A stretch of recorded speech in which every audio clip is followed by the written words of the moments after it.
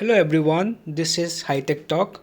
So in this video, I will tell you how to use how old are you filter on Instagram. So for this, you need to search for a creator profile. So this is a user that you need to search in Instagram. I have also added the username in my video description, so you can get it from there. So after this, you need to click on this face icon, and as you can see, the first one is how old are you.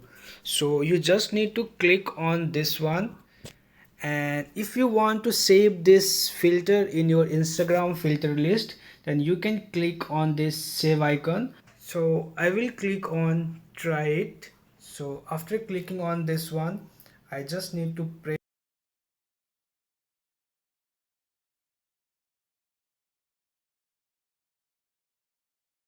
So this is on this one you can use this filter.